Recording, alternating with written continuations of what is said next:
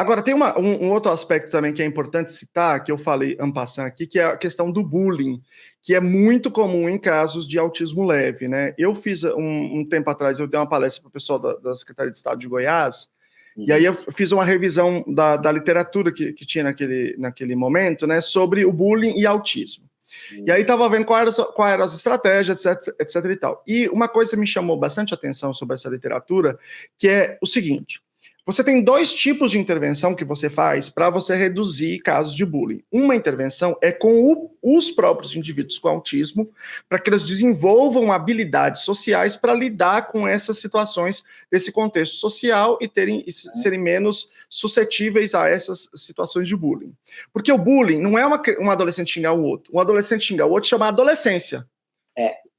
Isso aí é normal, inclusive é importante que todos os adolescentes consigam lidar com a frustração, com os sentimentos, né, numa situação em que você não está concordando com o outro, tá xingando, etc e tal. O problema, o bullying, é quando várias pessoas unilateralmente fazem algum tipo de agressão verbal contra uma pessoa. Então são vários indivíduos, ela é repetida, ela é agressiva, ela é intencional e ela é sem resposta. O indivíduo fica indefeso. Essas são as características fundamentais. Os autores divergem, mas em geral as características fundamentais do bullying.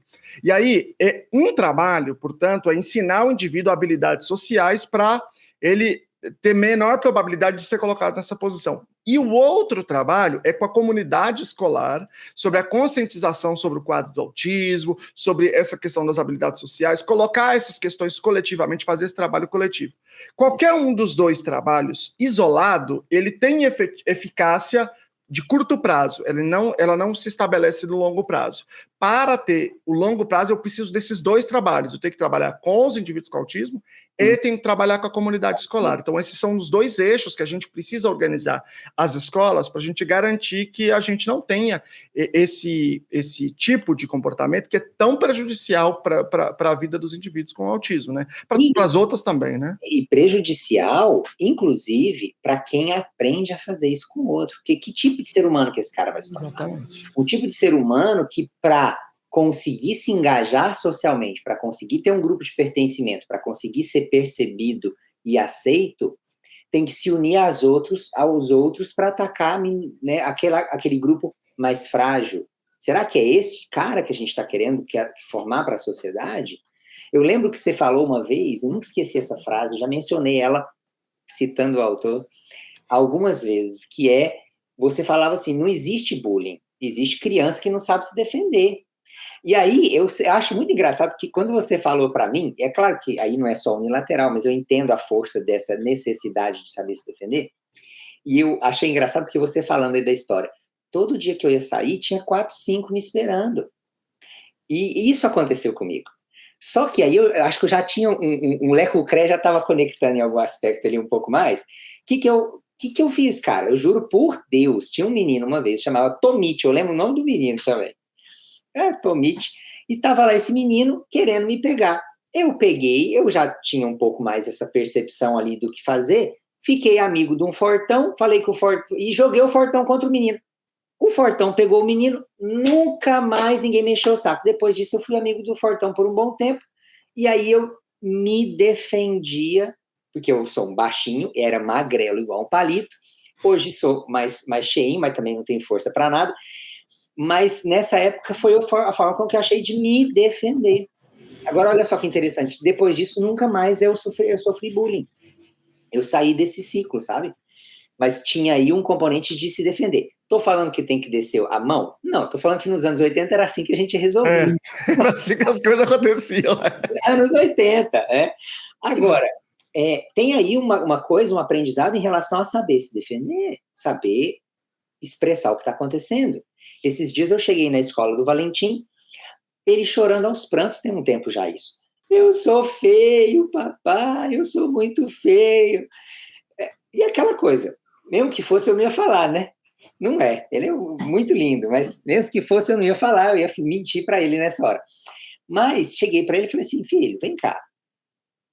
O papai fala que você é bonito ou feio? Bonito. E a mamãe? Bonito ou feio? Bonito. E os amiguinhos, o irmão, e a tia, a vovó, lá. Aí ele começou a perceber, pô, a galera fala que eu sou bonito.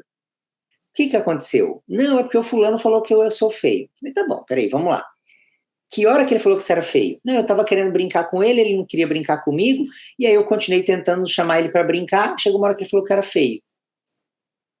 Falei, não, então ele está querendo, na verdade, descontar, do mesmo jeito que você às vezes fala pro seu irmão que você não ama ele, no maior drama do mundo, né? Então, aí ele entendeu, e aí fez aquela cara, tipo,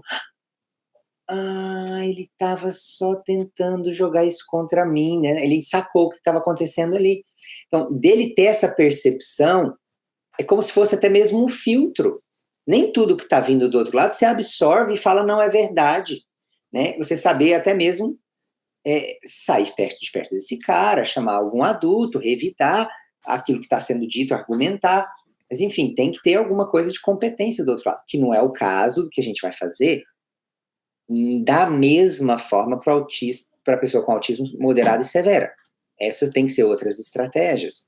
Já não é a mesma coisa, mas para o autismo leve, para evitar bullying, é muito importante. Exatamente. E no caso do autismo moderado severo, você tem um percentual de bullying muito menor.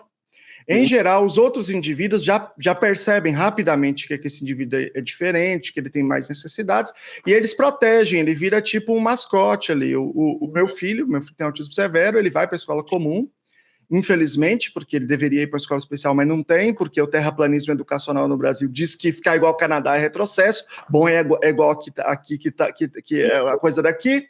Mas ele é o xodó dos outros alunos, porque obviamente, ele é um caso que todo mundo percebe. E uma das coisas que se estabeleceu na educação brasileira nesse discurso terraplanista é de que ninguém pode saber que ninguém tem deficiência. Aliás, a gente negar a existência das deficiências. E aí, quando você convoca os outros alunos, você faz um trabalho para que eles colaborem, é muito bom. Eles, em geral, são muito participativos. Aí é a mesma coisa que o seu filho fez, eles fazem, então é por isso que ele é diferente. Então, eles percebem e colaboram, de um modo geral, dá mais trabalho com o professor do que com os outros alunos. Mas como circula ainda esse discurso de que não pode, a gente tem que negar a existência das deficiências, então esse indivíduo com autismo, ele passa por uma pessoa arrogante, por uma pessoa mal educada, por uma pessoa que é agressiva, né, eu fiz até você me mandou mensagem, né, que eu tinha gravado com a minha namorada, com a Aida, um vídeo todo dia, e muitas vezes ela fala assim, por que você é tão ignorante? Porque eu falei normal, e aí eu fico imaginando, provavelmente eu fazia isso na escola, provavelmente as pessoas achavam que eu estava sendo agressivo, porque eu sempre falei assim, que eu tenho vontade de falar com os alunos da época para saber o que eu fazia, que eu não sei qual eram os aspectos que eram de incompetência que produziam isso, mas seguramente eles existiam também. Então provavelmente passava por uma pessoa assim, agressiva. Aliás, uma das características de digamos assim, uma faixa do autismo leve, que é o Asperger, é uma coisa que, como está na literatura, fala pedante. Pedante quer dizer arrogante, é uma fala que parece que é arrogante no sentido de que ela é muito rebuscada e ela tem esse tom, ainda que o indivíduo não esteja sendo assim, digamos assim, emocionalmente ele não está sendo arrogante, mas de fato isso existe. E uma outra coisa que eu acho que é importante salientar aqui, Tiago, é a necessidade de um plano educacional individualizado. Acho que a gente tem que sempre bater nesse ponto. Todos os indivíduos que se servem do serviço da educação especial, e aí é importante, porque nos casos leves é muito mais difícil a gente conseguir fechar o diagnóstico, a gente sabe. Às vezes vai no psicólogo, mas não é um diagnóstico que tem esse valor jurídico, né? E tem lá uma hipótese diagnóstica. Às vezes todo mundo sabe que mas o médico não fecha, a gente fica sem. Não precisa do diagnóstico fechado médico para se servir da educação especial. Se o município ou o estado está exigindo isso, ele está se comportando contra a lei. Tem a nota técnica número 4 que descreve isso. Bem claro, nota técnica do MEC. Agora, se eu for fazer a educação especial, o ideal, do ponto de vista técnico, é que haja um plano educacional individualizado, um PEI. E esse PEI tem que descrever lá quais as estratégias vão ser utilizadas para esse indivíduo atingir o seu máximo potencial. E isso inclui a área acadêmica e essas áreas pré-acadêmicas.